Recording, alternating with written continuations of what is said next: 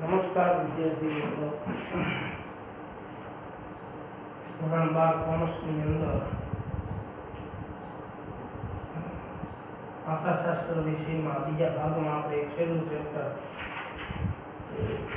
બાકી લીધું. તો વિકલન એમાં 167 નંબરનો પેજ 167 નંબરનો પેજ કાઢશું. હવે અહીંયા અનુક્રમણિકામાં મેં ટીક નથી કરેલા, પરંતુ આપણે જોતા જ આવી 168 થી. તો કે પ્રસ્તાવના છે 5.1.169 ઉપર વ્યાખ્યા વિકલન અને વિકલિત એ છે. ઉદાહરણ 1 નથી, 2 નથી, 3 નથી, 4 નથી, 5 નહીં, 6 નહીં, સ્વાધ્યાય 5.1 આખું નથી. વળી 5.3 છે, 5.4 છે. એટલે ઉદાહરણ 7, 8, 9, 10, 11, 12 નો આપણે અભ્યાસ કરશું. ઉદાહરણ 13 નથી, ઉદાહરણ 14 નથી, ઉદાહરણ 15 નો આપણે અભ્યાસ કરવાનો છે. 16 છે કરવાનો, 17 નો કરવાનો, 18 નો કરવાનો, 19 નો કરવાનો અને 20 નો પણ અભ્યાસ આપણે કરશું. પછી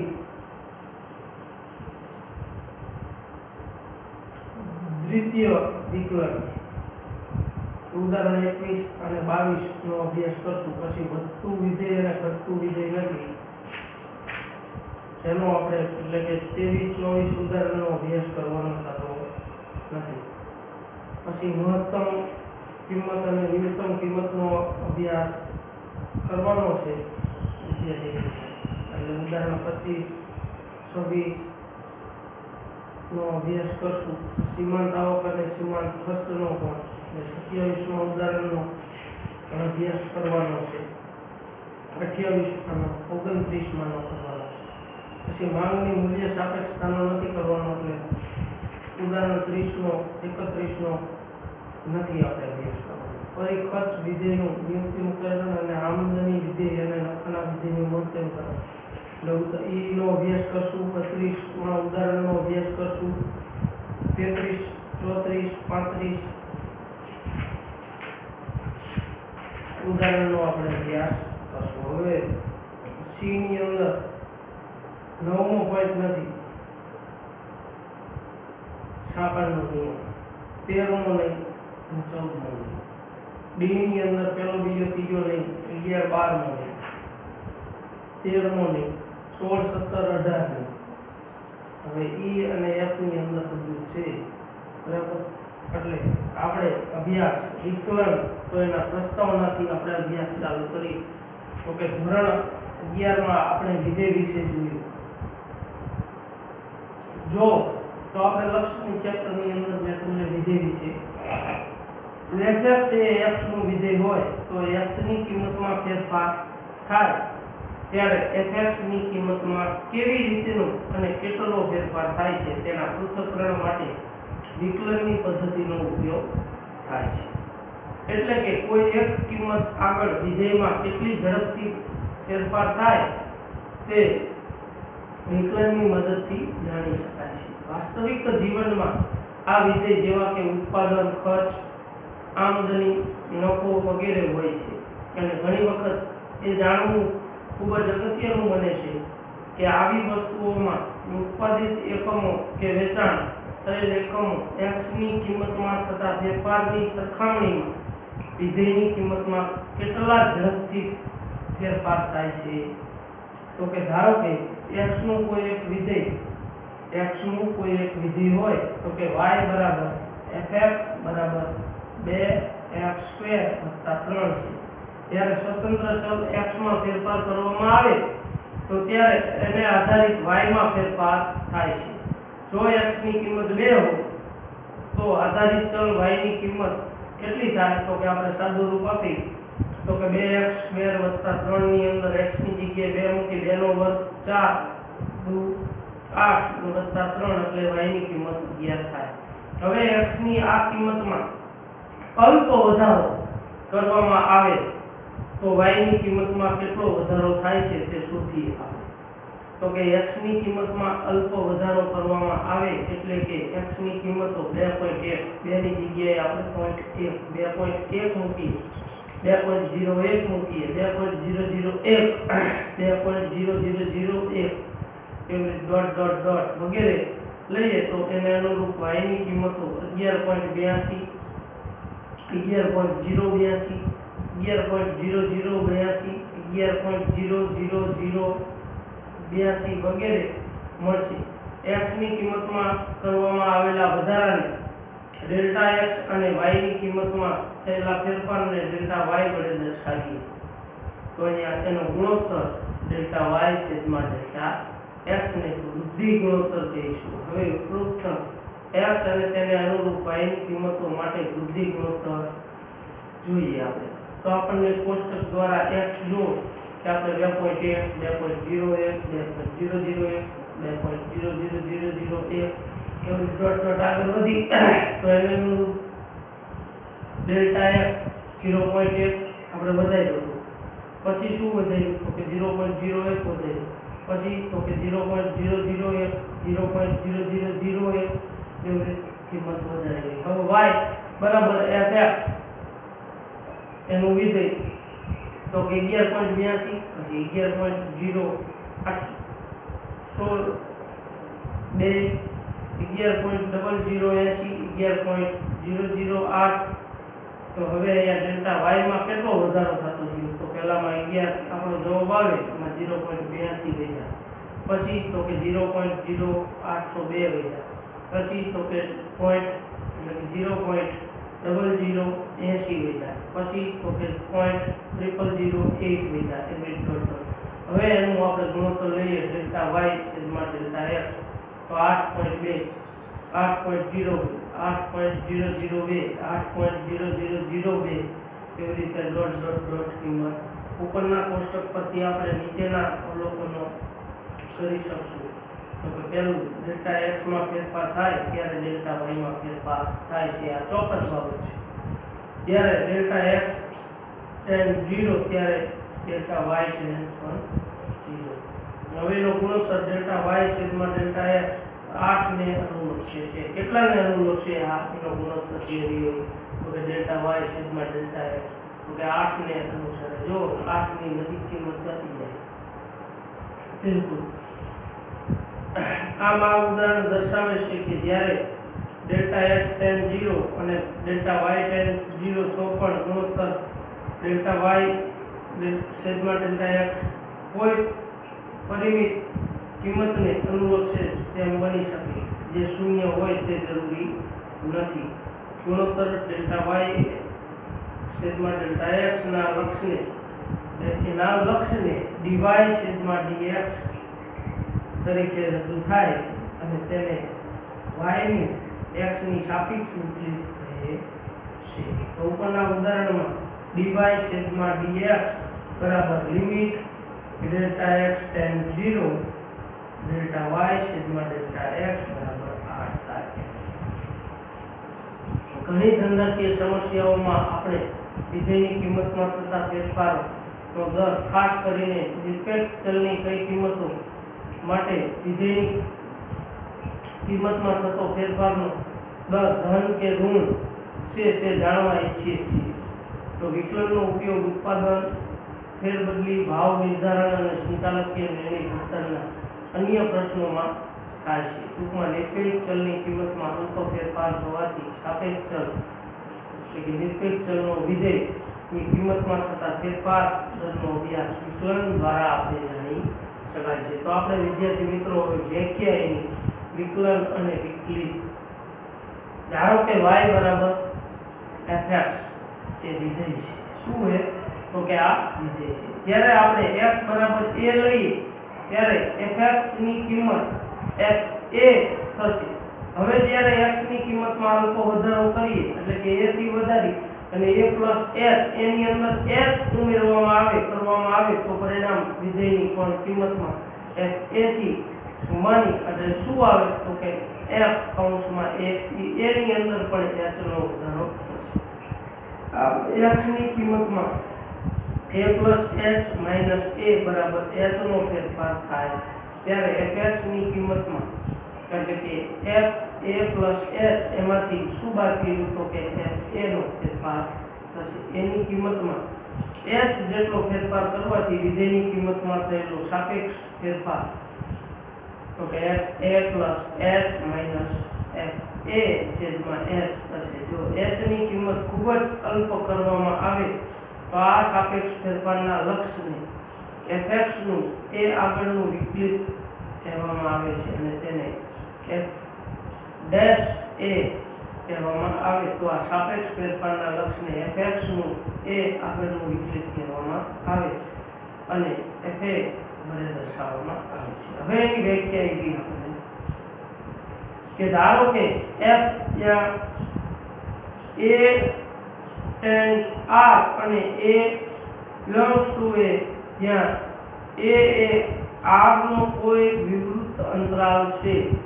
જો લિમિટ h tends 0 f કૌંસમાં એટલે કે f a plus h minus f a છેદમાં h નું અસ્તિત્વ હોય તો આ લક્ષને વિધેય f નું a આગળનું વિકલિત અથવા વિકલન ફળ કહે છે. તેને સંકેતમાં f1 a વડે દર્શાવાય છે. એટલે કે આનું પહેલી વાર વિકલન થાય છે. વિકલન શોધવાની ક્રિયાને વિકલિત શોધવાની ક્રિયાને શું કહેવાય તો કે વિકલન કહે છે. આમ f dash a બરાબર લિમિટ h tends 0 f કૌંસમાં a plus h minus f a છેદમાં h f ના પ્રદેશગણના કોઈ પણ સભ્ય x માટે f dash x બરાબર limit h tends 0 f x plus h minus f x છેદમાં h ને વિધેય f x નું વિકલિત કહેવામાં આવે છે. તો આની વ્યાખ્યા છે આમ જો y એ x નું વિધેય હોય શું એ y એ x નું વિધેય હોય તો તેના વિકલનને dy શેના dy છેદમાં dx વડે દર્શાવવામાં આવે છે. એના નીચે વિદ્યાર્થી મિત્રો અંડરલાઈન કરશો અને હવે આપણે વિકલનની વ્યાખ્યાનો ઉપયોગ કરીને કેટલાક વિધેયોનું વિકલન મેળવશું. પણ આપણા અભ્યાસક્રમમાં વ્યાખ્યાની મદદથી જે આપ્યો હોય પહેલા જ ઉદાહરણમાં એ દાખલા પહેલો બીજો ત્રીજો કે આ ચોથો વ્યાખ્યાની મદદથી વિકલનનો ઉપયોગ કરવાનો છે છઠ્ઠા લગી તો એ છે નહીં. આપણે 5.1 લગી આપણે અભ્યાસ કરવાનો. હવે કેટલાક પ્રમાણિત વિકલતો એટલે કે આપણે નીચેના તો આપણે વિદ્યાર્થી મિત્રો પોઈન્ટ લખશું. બહુ સરળ એ સમજવામાં જો સમજી જાઓ બાકી ટેક્સ્ટ બુકની અંદર એવું ડાયરેક્ટ જોઈને કંઈ ખ્યાલ આવશે નહીં. કેટલાક પ્રમાણિત વિકલિતો આપણે નીચેના વિકલિતોના વિકલિતનો ઉપયોગ કરીશું. ચલો એમાં એક કરી જો y બરાબર x ની n ઘાત તો કૌંસમાં જ્યાં n belongs to r અને x belongs to r plus તો કે dy છેદમાં dx બરાબર શું થાય તો અહીંયા વિદ્યાર્થી મિત્રો ખાસ યાદ રાખવાનું કે y બરાબર x ની n ઘાત તો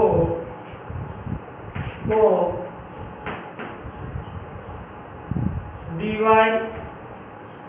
છેદમાં dx શું થાય તો અહીંયા જે ઘાત હોય ને વિદ્યાર્થી મિત્રો જેટલી n એટલે કોઈ પણ 1 2 3 4 5 એ ઘાત પહેલા સહગુણકમાં લાવવાની x નો x પછી જે ઘાત આપણે અહીંયા સહગુણકમાં લાયા ઈ ઘાતમાંથી એક બાદ કરવાનો n - a તો થઈ ગયું આપણું જે સૂત્ર અંદર આપણને આપેલું છે. આ જ રીતે આપણે આને જ અનુસરી અને આગળ એક્ઝામ્પલ ગણીએ અને તમને બિલકુલ સરળતાથી અંદર જોઈને ખ્યાલ થાય છે કે ઓહો આ તો બહુ અઘરું છે અને તો આમાં કંઈ ખબર પડે એવું નથી, ઘણું બધું લાંબુ આપ્યું છે. પણ તમે વિદ્યાર્થી મિત્રો એક બે દાખલામાં ધ્યાન રાખશો એટલે કટ દઈને આમાં કશું જ છે નહીં. એક જ વસ્તુ એનું ઘાત જે છે એ સહગુણકમાં લાવવાની અને એક ઘાત એમાંથી બાદ કરવાની. બીજું છે જો y બરાબર k એટલે કે જ્યાં k અચળાંક હોય, અચળાંક સંખ્યા છે તો ત્યારે dy છેદમાં dx બરાબર 0 થાય. અચળાંક સંખ્યા છે કે કોઈ પણ એટલે કે અહીંયા અચળાંક છે, એવી રીતે કોઈ પણ કિંમત અચળાંક હોય તો એનો મતલબ કે dy છેદમાં dx એટલે કે એનું વિકલન 0 થશે. તો આ બે મહત્વના પરિણામ આપણે 1 અને 2 કરી અને લખી લઈએ. પછી આપણે આગળ વધીએ એટલે તમને તરત જ ખ્યાલ વિદ્યાર્થી મિત્રો આવશે કે બરાબર છે. હવે આપણે જે વિકલન માટેના કાર્ય નિયમો જે આપણને આપેલા છે, શું આપેલું છે તો કે કાર્ય નિયમો. તો આ નિયમોમાં એક ગુણાકારનો, ભાગાકારનો છે ને, ગુણાકાર ભાગાકાર ના આપણને આપેલા છે અને સાંકળ, તો સાંકળનો આપણે અભ્યાસક્રમમાં નથી સાહેબ. તો કે x ના બે વિધેયોના સરવાળા બાદબાકી ગુણાકાર અને ભાગાકાર માટે વિકલિત મેળવવા માટે કેટલાક નિયમો સાબિત કર્યા વગર જ આપણે સ્વીકારીશું. જો u અને v એ x ના વિકલનીય વિધેયો હોય તો પહેલો નિયમ, જો y બરાબર u plus or minus v હોય તો dy છેદમાં dx બરાબર, તો વિદ્યાર્થી મિત્રો du છેદમાં dx plus or minus dv છેદમાં dx એટલે કે આનો આપણે યુઝ કરીશું. બીજો નિયમ એ જો ગુણાકારનો એટલે કે y બરાબર u into v હોય તો dy એટલે કે એનું વિકલન છેદમાં x dx બરાબર, તો કે u ગુણ્યા dv. જો u સાથે કોનું વિકલન લેવાનું તો કે v નું લેવાનું, dv છેદમાં dx, અને પ્લસ v સાથે તો કે v into તો અહીંયા u નું વિકલન લેવાનું, du છેદમાં dx. બસ એટલું જ, આવી રીતે જ આપણે યાદ રાખશું. અને નિયમ 3 છે છેલ્લો કે y બરાબર u છેદમાં v, તો કે not is equal to 0 v બરાબર, તો કે અહીંયા વિદ્યાર્થી મિત્રો dy છેદમાં dx બરાબર કરી અને છેદમાં પહેલા તો જે આપણો v છે ને v નો સ્ક્વેર લઈ લઈએ. હવે ઈ જ v આપણે પહેલા લેવાનું કે v, અહીંયા આપણે v સાથે કોનું લેવાનું વિકલન તો કે u નું, du છેદમાં dx. અને અહીંયા આવશે, જો એ બે બાબતો અહીંયા ખાસ ધ્યાન લેજો કે ગુણાકાર છે એટલે કે મીન્સ, તો ત્યારે પ્લસમાં આપણે u વાળું સ્ટેપ અને v વાળું સ્ટેપ અદલા બદલી થાય તો વાંધો નથી. પણ આ જે ત્રીજો નિયમ છે એમાં આ જ મુજબ વચ્ચે માઈનસ નું નિશાન આવશે અને એમાં આપણે આ જ રીતે એટલે કે v વાળું જ પહેલા અને પછી g વાળું લખી શકશું. એમાં અદલા બદલી કરી શકાય છે નહીં. માઈનસ u, તો u ની સાથે v નો વિકલન લેવાનો, dv છેદમાં dx, અને છેદમાં તો આપણે કહી દીધું હતું કે v સ્ક્વેર. આપણે કોઈ વાંધો નહીં, એનો જ્યારે દાખલો આવે ત્યારે પણ એની આપણે વ્યવસ્થિત રીતે એની ચર્ચા કરશું. હવે અહીંયા આપણને ઉદાહરણ નંબર 7 કીધું છે y x ની 4 ઘાત માઈનસ 3x સ્ક્વેર વત્તા 2x માઈનસ 3 હોય તો dy છેદમાં dx શોધો. dy તો કે અહીંયા ઉદાહરણ નંબર 7 આપણને આપેલું y બરાબર x ની 4 ઘાત માઈનસ 3x સ્ક્વેર વત્તા 2x માઈનસ.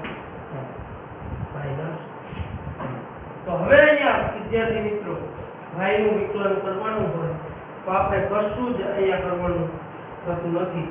તો કે અહીંયા dy છેદમાં dx.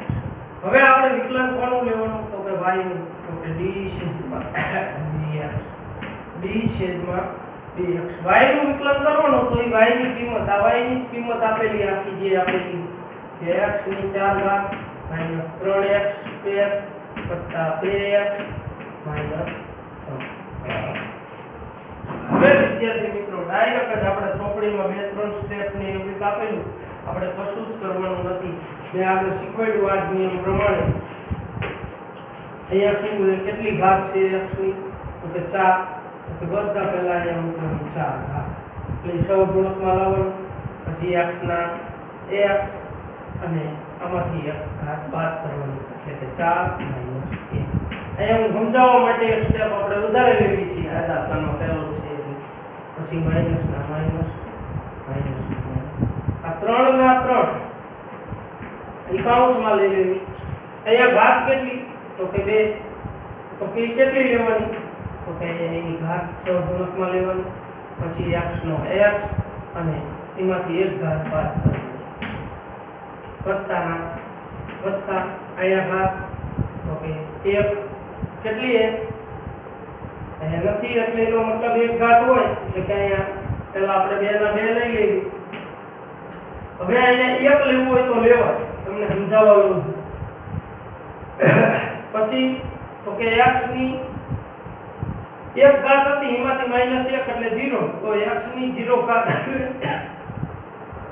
તો કે 0 એટલે અહીંયા 1 એટલે કે 2 એકા 2 જ હકીકતની અંદર સાદુરૂપ થઈ જાય. હવે અહીંયા માઈનસ તો કે અહીંયા તો સેટ નહીં એટલે અચળાંક કિંમત છે એનું હંમેશા આપણે બીજા પોઈન્ટની અંદર આની નીચેનો બીજો પોઈન્ટ હતો એમાં જોયું તો કે હવે આનું સાદુરૂપ લીધું. આપણે પોઈન્ટ સમજાવવા માટે તમને આમાં ગણ્યો કે ડાયરેક્ટ આપણે થઈ શકતું કે 4x ની ઘાત માઈનસ 3 દુ 6x સ્ક્વેર 6x સ્ક્વેર વત્તા 2 એકા 2 અને માઈનસ 1 લખવાની જરૂર નથી, સીધો જ આપણો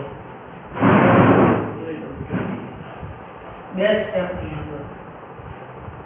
એટલે જો તમે સમજશો કે ઘાત સહગુણકમાં લેવી અને એની ઘાતમાંથી એક બાદ કરવા, આ નિયમ મુજબ જો આગળ ચાલ્યા જશો તો તમને